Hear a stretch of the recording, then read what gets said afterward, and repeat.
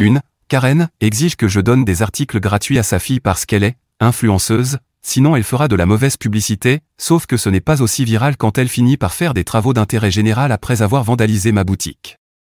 Pour commencer, je dois préciser que je possède une petite boutique de vêtements pour adolescentes dans ma ville.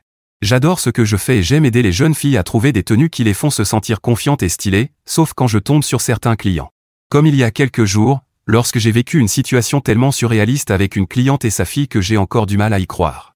Il était environ 15 h un jeudi quand une femme est entrée dans ma boutique avec une expression que je n'aimais pas, suivie de sa fille adolescente qui semblait être une copie conforme d'elle, même air supérieur. J'ai posé ce que je faisais et me suis approché avec mon plus beau sourire pour les saluer. « Comment puis-je vous aider aujourd'hui » ai-je dit aimablement. La femme m'a regardé de haut en bas avant de répondre sèchement, « On regarde juste, bien sûr, pas de problème. Prenez votre temps, je suis là si vous avez besoin d'aide », ai-je répondu, en gardant un ton cordial, même si son attitude m'avait paru désagréable. Je me suis reculé pour leur laisser de l'espace, mais depuis le comptoir, je voyais la femme fouiller dans les portants, sortir des vêtements et les jeter négligemment sur le comptoir, formant une pile bancale. Pendant ce temps, sa fille restait collée à son téléphone, visiblement peu intéressée.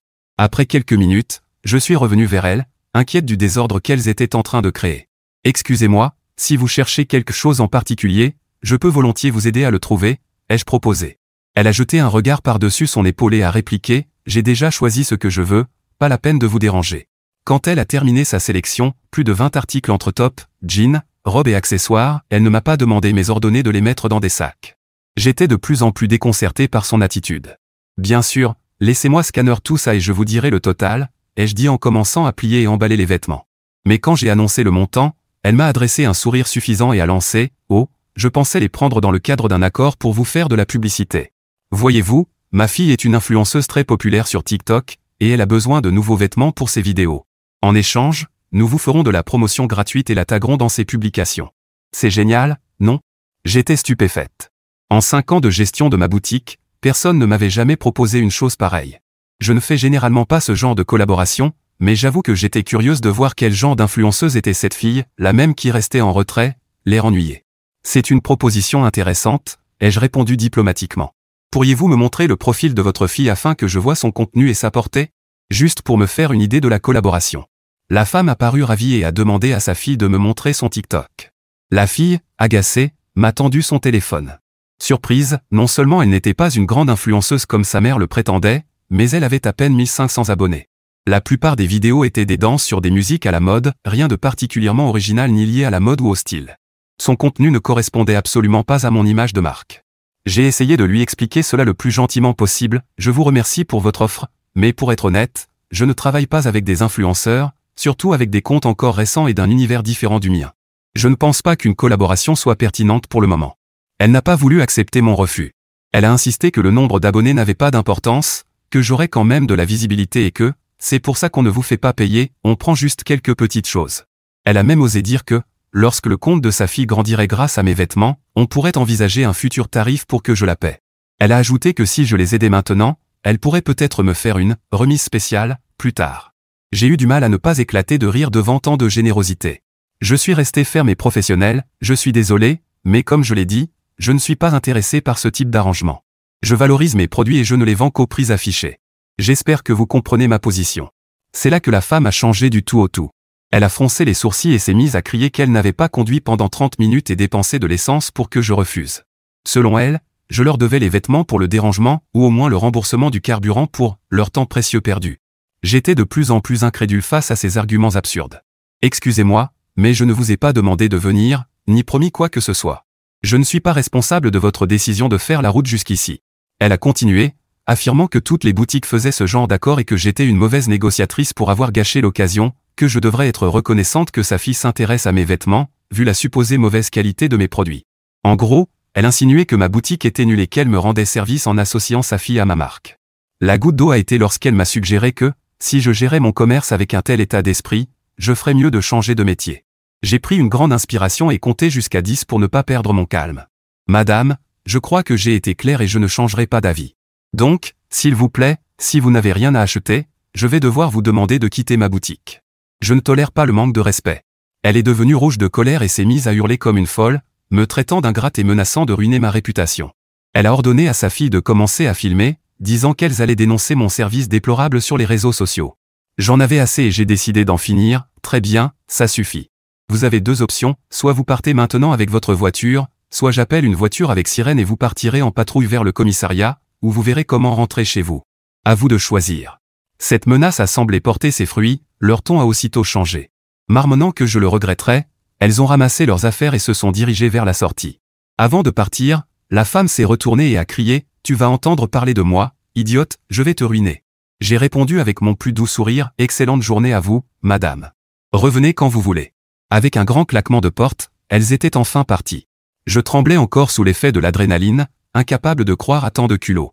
Ce n'est pas la première fois que je dois gérer des clientes difficiles, mais celle-ci bat tous les records. Je suppose que cela fait partie des défis lorsqu'on travaille avec le public. Au moins, cela m'a donné une bonne histoire à raconter, et j'avais vraiment besoin d'évacuer. Être commerçant n'est pas facile, et il faut parfois affronter ce genre de situation, mais il est aussi essentiel de poser des limites et de valoriser notre travail. On ne peut pas laisser les gens nous marcher dessus ou nous manquer de respect, peu importe combien ils essaient de nous vendre du partenariat ou de la publicité gratuite. Bref, je voulais partager mon histoire et voir si d'autres ont déjà vécu des situations similaires. Comment gérez-vous les clients difficiles ou les propositions absurdes? J'aimerais beaucoup lire vos expériences et vos conseils. Et si cela vous intéresse, je peux partager quelques autres anecdotes dans une mise à jour. Elles ne sont pas aussi folles, mais plutôt amusantes. Mise à jour 1. Tout d'abord, merci pour tous vos commentaires et votre soutien. Je suis ravi de voir que les gens ici aiment les histoires de Karen.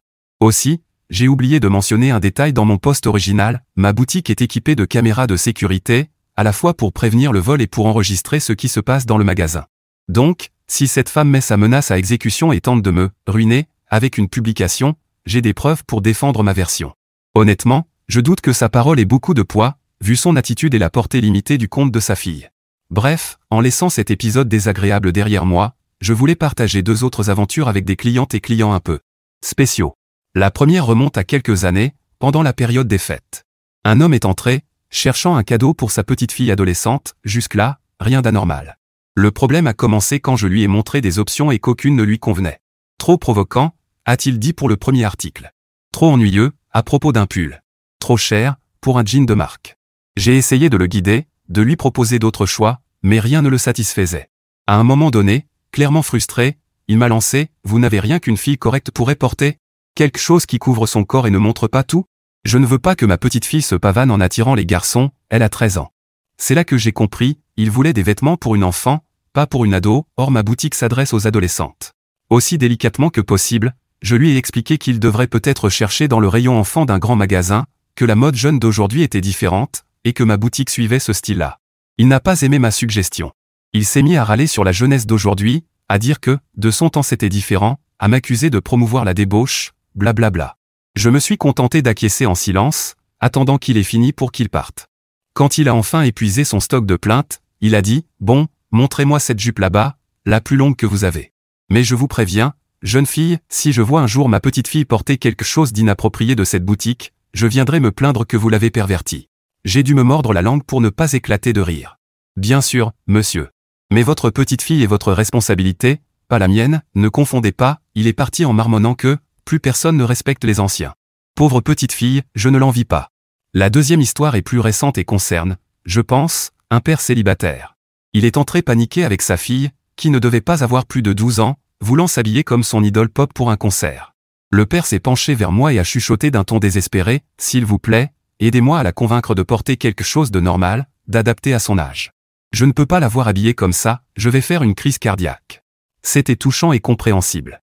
Alors j'ai proposé un marché, pour chaque pièce un peu audacieuse qu'elle choisissait, je l'aidais à trouver une version plus appropriée, un haut long au lieu d'un crop top, un short au genou au lieu d'un modèle minuscule, ce genre de compromis. La fille a accepté, surtout à cause de la limite de la carte de son père, plus que par conviction. Ils sont repartis avec un ensemble équilibré, des pièces plus sages, et elle n'était pas ravie. À la caisse, le père m'a regardé avec une gratitude infinie et m'a dit « Je ne sais pas comment vous avez fait, mais vous êtes mon héroïne. » J'ai répondu avec un clin d'œil « C'est notre mission, sauver les parents en détresse. » J'étais contente d'avoir trouvé un équilibre entre le style qu'elle voulait et ce que son père jugeait convenable. Même si je soupçonne que leurs batailles vestimentaires ne font que commencer. Pauvre homme, élever une fille de nos jours, ce n'est pas de tout repos. Bref, voilà deux petites anecdotes parmi tant d'autres dans ma vie de commerçante. Tous les clients ne sont pas aussi mémorables ou intenses, mais certains rendent mes journées plus divertissantes. J'ai appris à prendre les choses avec humour et à ne pas prendre les bizarreries des gens personnellement. Faire un bon métier de vendeur, c'est savoir s'adapter aux différentes personnalités et besoins sans perdre de vue son entreprise. Parfois, il faut être ferme, parfois, plus subtil, mais toujours avec respect et professionnalisme. C'est un article. J'espère que mes anecdotes vous ont plu et qu'elles divertiront ou rassureront d'autres commerçants. Mise à jour 2. Après mon dernier post, j'ai décidé, par curiosité, d'aller voir le profil TikTok de la fille de la femme qui m'avait causé tant de problèmes. Je voulais vérifier si elles avaient réellement tenu leur promesse de m'exposer en ligne. Et quelle surprise! Elles ont bien publié une vidéo sur leur expérience dans ma boutique, mais en déformant complètement les faits. Le titre, une gérante folle menace d'appeler la police, en majuscule, avec des émojis choqués. La vidéo commence avec la fille, la mini Karen, qui raconte de manière dramatique sa visite traumatisante. Elle dit qu'elle et sa mère faisaient tranquillement du shopping quand soudain je me serais mise à les maltraiter sans raison, que je les aurais accusées de vol et menacées d'appeler la police si elles ne partaient pas immédiatement. Elle prend un air de victime et dit n'avoir jamais eu aussi peur, qu'elle croyait qu'on allait l'envoyer en prison injustement.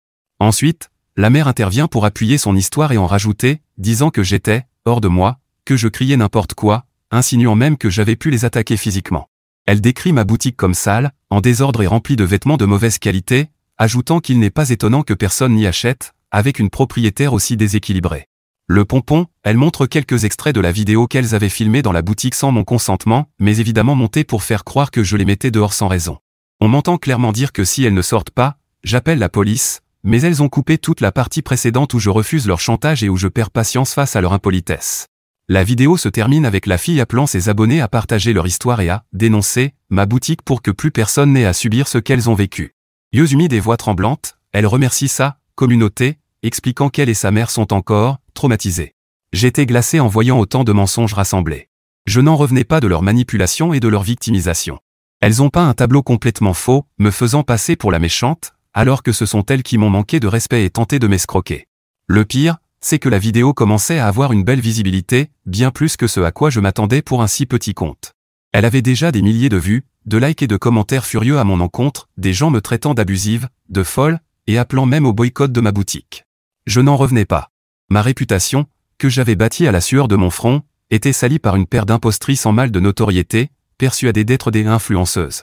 J'ai ressenti un mélange de colère, d'impuissance et d'anxiété. Après avoir pris un moment pour réfléchir, j'ai agi, j'ai signalé leur vidéo à TikTok pour diffamation et utilisation non autorisée de mon image, en joignant ma version des faits et en demandant la suppression du contenu mensonger et nuisible. Je savais que l'examen prendrait du temps, mais au moins, j'avais laissé une trace officielle, je n'allais pas les laisser me diffamer gratuitement, influenceuse ou non. Mais je ne suis pas resté à attendre. J'ai décidé d'utiliser mes propres moyens pour raconter ma version, j'ai monté une vidéo à partir des images de sécurité de ma boutique, montrant clairement leur attitude arrogante, la façon dont elles ont abîmé mes articles, et comment la dispute a commencé.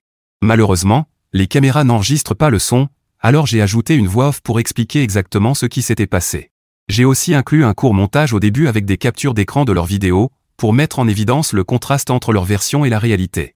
J'ai publié cette vidéo sur mon propre compte TikTok, que j'utilisais d'habitude uniquement pour promouvoir la boutique, pas pour du drama. Dans la description, j'ai ajouté le contexte, les hashtags pertinents, et, oui, le pseudo de la mini Karen pour qu'il n'y ait aucun doute sur le sujet. Je ne suis pas naïve, je savais qu'elles allaient probablement signaler ma vidéo comme je l'avais fait pour la leur. Mais au moins, pendant quelques jours, les gens pouvaient voir les deux côtés et se faire leur propre opinion. Je fais confiance à la vérité, peu importe combien on essaie de la couvrir de mensonges, elle finit toujours par ressortir. Et puis, faire cette vidéo m'a fait du bien. J'ai évacué ma frustration et j'ai eu l'impression de reprendre le contrôle du récit, je n'étais plus la méchante sans défense, mais quelqu'un qui défendait sa vérité et son honneur. Plusieurs clientes régulières, après avoir vu leur vidéo, m'ont contacté pour me dire qu'elles n'en croyaient pas un mot, qu'elles m'avaient toujours connue comme une vendeuse sérieuse et que mes vêtements étaient de qualité. Alors, même si tout cela a été désagréable, je pense que j'en suis sortie plus forte. J'ai appris qu'on ne peut pas contrôler ce que les autres disent de nous, mais qu'on peut contrôler la façon dont on réagit. Ma vérité et mon travail comptent plus que n'importe quelle campagne de diffamation.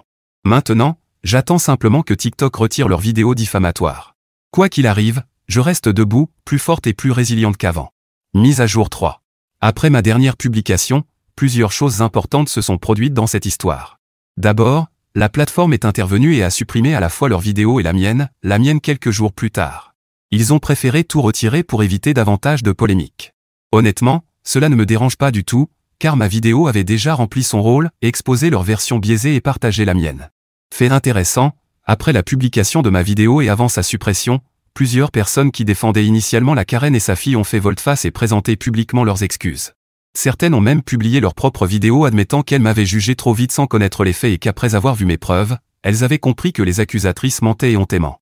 Cela m'a fait chaud au cœur de constater que la vérité a encore du poids sur Internet, et que tout le monde ne se laisse pas berner par la première histoire sensationnelle venue. Il restait bien quelques sceptiques, mais ils étaient minoritaires, la plupart ont reconnu leur erreur et m'ont réhabilité. Pendant ce temps, le compte de la mini-influenceuse s'est rempli de commentaires négatifs, des gens la critiquant pour avoir tenté de détruire ma réputation avec de fausses accusations et lui demandant de se rétracter. La fille a choisi de désactiver les commentaires, signe évident qu'elle ne pouvait pas se défendre face aux critiques. Tout ce remue-ménage a eu un effet inattendu mais bienvenu sur mon propre TikTok, presque du jour au lendemain, mon nombre d'abonnés est passé de quelques centaines à plusieurs milliers. Il est encore trop tôt pour savoir si cette notoriété en ligne se traduira par de vraies ventes dans ma boutique physique, mais je garde espoir. J'ai déjà remarqué plus de passages ces dernières semaines, avec plusieurs jeunes femmes disant être venues parce qu'elles m'avaient vu sur TikTok et voulaient visiter la scène du crime, comme elles disent. Certaines me demandent même des selfies, comme si j'étais une petite célébrité locale. C'est flatteur, mais j'essaie de ne pas me laisser éblouir. La célébrité sur Internet est éphémère, ce qui compte, c'est de maintenir la qualité de mon service et de mes produits. Si cette vague TikTok attire de nouvelles clientes fidèles, tant mieux. Sinon, je continuerai à travailler comme toujours pour celles qui me connaissent et me font déjà confiance. Mais tout n'a pas été positif.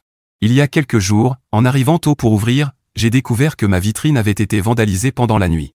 Des graffitis obscènes et des insultes du genre pute et arnaqueuse avaient été peints à la bombe. Comme mon système de caméra n'enregistre que l'intérieur, je n'avais aucun moyen de savoir qui avait fait ça. Heureusement, un commerçant voisin, qui ouvrait au même moment, m'a proposé son aide. Il m'a dit qu'il avait une caméra extérieure et qu'il allait vérifier les enregistrements. En effet, sa caméra montrait 3 silhouettes encapuchonnées taguant rapidement ma vitrine avant de s'enfuir. D'après leur corpulence et leurs gestes, ils semblaient être des adolescents, mais il était impossible de les identifier avec cet angle. Je n'ai pas abandonné, j'ai demandé à d'autres commerces du quartier s'ils avaient des caméras susceptibles d'avoir capté une autre vue. Et coup de chance, à 2 rues de là, une caméra haute définition avait filmé la scène parfaitement, non seulement les 3 vandales, mais aussi leur visage, très net, lorsqu'ils passaient devant. C'était la fille de la Karen et 2 de ses amis, riant de leurs méfaits. L'image était si claire qu'il n'y avait aucun doute. Je suis allé directement au poste de police le plus proche pour déposer une plainte formelle contre les 3 mineurs pour dégradation de biens privés et intimidation. Je voulais qu'il y ait une trace officielle de ce harcèlement au cas où la situation s'aggraverait. C'était long et j'ai perdu la moitié de ma matinée, mais au moins j'ai fait de très bonnes ventes l'après-midi, ce qui a compensé. Mise à jour 4. Alors que je pensais que tout allait se calmer après le signalement pour vandalisme, la mère Karen a eu le culot de venir à ma boutique pour négocier. C'était quelques jours après que j'ai porté plainte contre sa fille et ses amis. J'étais en train d'aider des clientes quand je l'ai vue entrer, avec son habituelle attitude hautaine, jetant des regards méprisants autour d'elle comme si ma boutique était indigne de sa présence. J'ai pris une grande inspiration, me préparant à la confrontation, et j'ai essayé de rester professionnel, puisque d'autres clientes étaient là. Je me suis approché avec mon plus beau sourire commercial et lui ai demandé en quoi je pouvais l'aider, même s'il était évident qu'elle n'était pas venue pour acheter. Elle m'a regardé fixement et a lancé d'un ton sec, « Je suis ici pour parler de la plainte que vous avez déposée contre ma fille. Je veux que vous la retiriez. » J'ai été un peu surprise par son audace, mais je me suis vite ressaisi, « Je suis désolé, madame, mais ce n'est pas possible. Votre fille et ses amis ont commis un délit en vandalisant ma propriété, et je suis tout à fait dans mon droit de le signaler. » Elle a soufflé bruyamment et a tenté de jouer sur la corde sensible. « Oh, voyons, ne soyez pas si dramatique, ce n'était qu'une blague d'adolescente, rien de grave. Vous voulez vraiment ruiner l'avenir de ma fille pour ça ?» J'ai répondu aussi calmement que possible, « Écoutez, madame, rien de ce que votre fille m'a fait ne relève d'une simple plaisanterie. D'abord, elle a tenté de m'extorquer des vêtements gratuits contre de la fausse publicité, ensuite elle m'a diffamé en ligne avec des mensonges, et maintenant, ça? Ce sont des attaques délibérées pour me nuire parce que je n'ai pas cédé. Non, je ne retirerai pas la plainte. Point final. » Elle est devenue rouge de rage et s'est écriée, « Comment pouvez-vous être aussi insensible? Vous ne réalisez pas que cela pourrait entacher son dossier et nuire à son admission à l'université ou à son futur emploi. Et tout ça pourquoi? Un malentendu? Une blague innocente? Vous êtes une femme amère et sans cœur. » Je n'ai pas pu me retenir et j'ai répliqué, « Insensible? Amère? La seule qui a manqué totalement d'empathie et de respect depuis le début, c'est vous, vous et votre fille. Vous n'avez montré aucun remords, aucune excuse sincère. Vous ne vous souciez que des conséquences pour vous, pas du tort que vous m'avez causé, ni à moi ni à mon commerce. Et maintenant, vous voulez me faire la leçon sur la morale?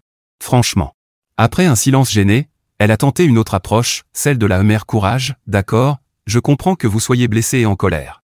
Mais pensez aussi à ma situation. Ce scandale m'a attiré des problèmes avec les autres parents d'élèves.